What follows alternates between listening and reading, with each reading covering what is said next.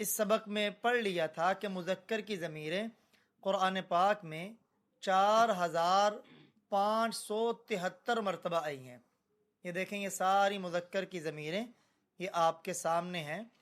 یہ 4573 مرتبہ قرآن پاک میں استعمال ہوئی ہیں۔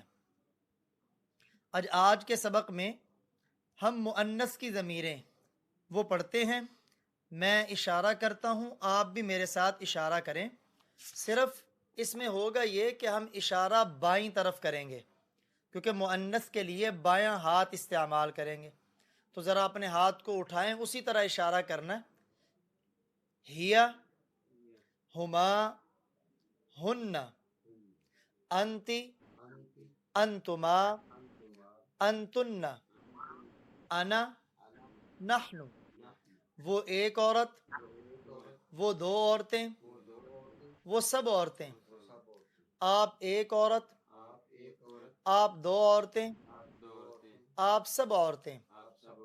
میں ایک، ہم سب۔ یہ دیکھیں، ہیا ضمیر جو ہے اس سے مراد ہے ایک، یہ مؤنث کے لیے آئے گی۔ جو اشارہ ہم نے ہوا کا کیا وہی اشارہ ہیا کا ہے، بس ہوا میں اشارہ ہم نے مذکر والا کیا دائیں ہاتھ سے، تو ہیا کا اشارہ چونکہ یہ مؤنث ہے تو بائیں ہاتھ سے ہم اشارہ کریں گے۔ اس میں آپ دیکھیں، ہما مذکر کی ضمیروں میں بھی ہما تھا اور مؤنث کی ضمیروں میں بھی ہما ہے۔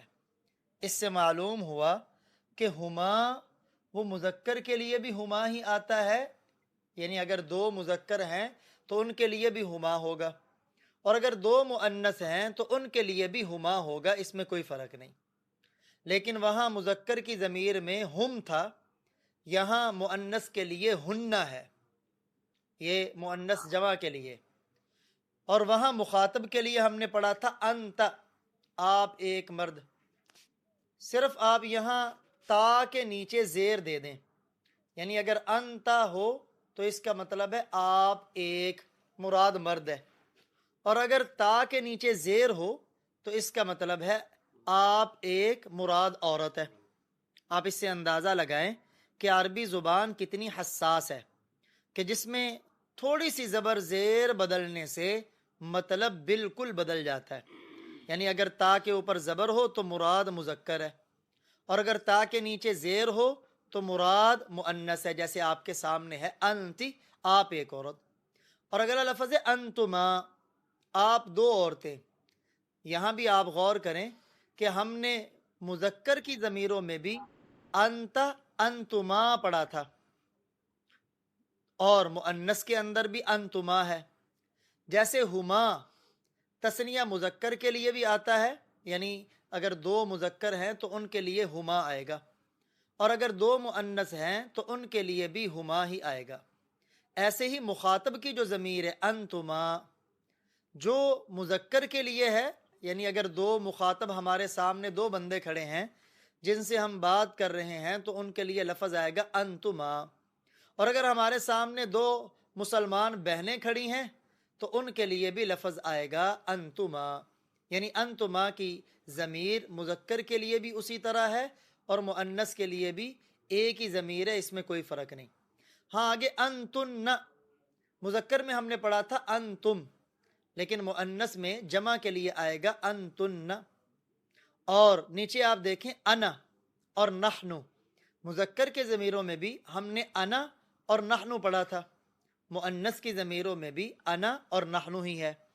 یعنی معلوم ہوا کہ متکلم کے لیے ضمیر چاہے واحد کی ہو جیسے انا، میں ایک، چاہے جمع کی ہو جیسے نحنو، تو یہ مذکر کے لیے بھی یہی ہے اور مؤنث کے لیے بھی یہی ہے۔ یعنی انا کا لفظ مرد بھی استعمال کرے گا، انا مسلمن، میں مسلمان ہوں، اور اگر ایک عورت استعمال کرتی ہے تو وہ بھی یہی کہے گی، انا مسلمتن، میں مسلمان ہوں۔ اور اسی طرح نحنو، یہ مذکر کے لیے بھی، یعنی مذکر جمع اور متکلم، ایسے ہی مؤنث کے لیے بھی نحنو ہی آئے گا، اس میں کوئی فرق نہیں۔ تو اب آپ نے اندازہ کیا کہ مذکر اور مؤنث کی 4 ضمیریں ایسی ہیں جو آپس میں دونوں کے لیے استعمال ہوتی، ان میں ایک ہما ہے، یہ تثنیہ مذکر ہو تو اس کے لیے بھی، تثنیہ مؤنث ہو تو اس کے لیے بھی۔ دوسری انتما ہے، یعنی جو مخاطب کی تثنیہ کی ضمیر ہے، یہ مذکر کے لیے بھی ہے اور مؤنث کے لیے بھی ہے۔ تیسرا انا، واحد متکلم، یعنی گفتگو کرنے والا اگر ایک ہے تو وہ انا ہے، وہ اپنے بارے میں اگر بات کرے گا تو انا کہہ کے کرے گا، چاہے وہ مرد ہو تب بھی انا استعمال کرے گا، وہ عورت ہو تب بھی انا استعمال کرے گی۔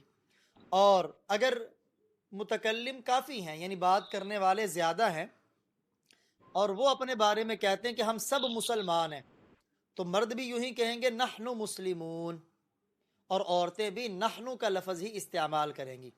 تو معلوم ہوا کہ 4 لفظ ان ضمیروں میں ایسے ہیں جو آپس میں مشترک ہیں، مذکر کے لیے بھی اور مؤنث کے لیے بھی۔ جیسے ہم نے پچھلے سبق میں پڑھا کہ ہوا ہما ہم قرآن پاک میں 4573 مرتبہ آتے ہیں۔ آئیے جانتے ہیں کہ مؤنث کی ضمیریں قرآن پاک میں کتنی مرتبہ آتی ہیں۔ تو دیکھیے آپ کے سامنے سکرین کھلی ہے، مؤنث کی ضمیریں قرآن پاک میں ان کی تعداد تھوڑی ہے، صرف 125، بس 125۔ آپ دیکھیں گے کہ ہم نے ہما پیچھے والے سبق میں پڑھ لیا کہ ہما قرآن پاک میں صرف 2 مرتبہ آیا ہے، اور انتما بھی پچھلے سبق میں پڑھ لیا کہ یہ قرآن پاک میں 1 مرتبہ آیا ہے۔ باقی انتن یہ قرآن پاک میں بالکل نہیں آیا، اور انا یہ مذکر کے لیے تو قرآن پاک میں آیا ہے جیسے ہم نے پڑھ لیا، لیکن مؤنث کے لیے قرآن پاک میں نہیں آیا۔ جیسے یہاں آپ ہما اور انتما کے آگے خانہ خالی دیکھ رہے ہیں نا، تو ہما مذکر کے لیے تو قرآن پاک میں 2 مرتبہ آیا ہے، لیکن مؤنث کے لیے بالکل نہیں آیا۔ اور انتما مذکر کے لیے تو قرآن پاک میں 1 مرتبہ استعمال ہوا ہے، لیکن مؤنث کے لیے بالکل استعمال نہیں ہوا۔ اور انتن قرآن پاک میں ہے نہیں۔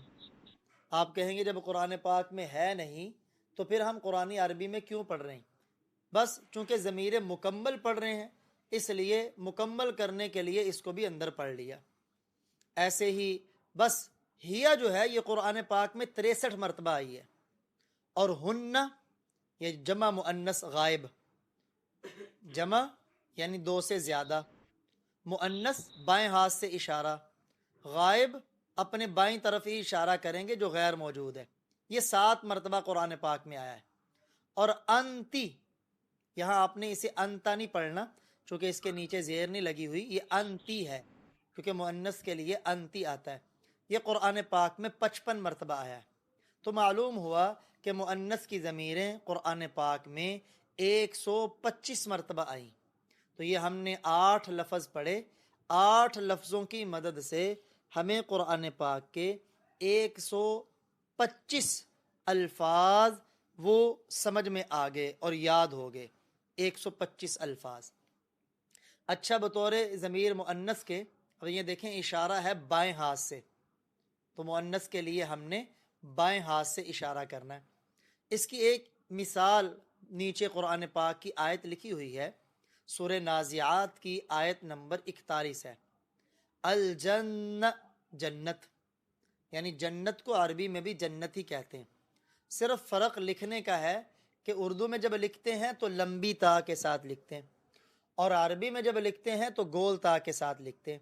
ہیا وہ، چونکہ جنت مؤنث ہے نا، یعنی عربی میں مؤنث ہونے کی علامت یہ ہوتی ہے کہ اس لفظ کے آخر میں جب گول تا آ جائے تو عربی میں وہ لفظ مؤنث ہوتا ہے، عربی میں وہ لفظ مؤنث ہوتا ہے جس کے آخر میں گول تا آ جائے۔ انشاءاللہ آج کے سبق میں ہم پڑھیں گے یہ۔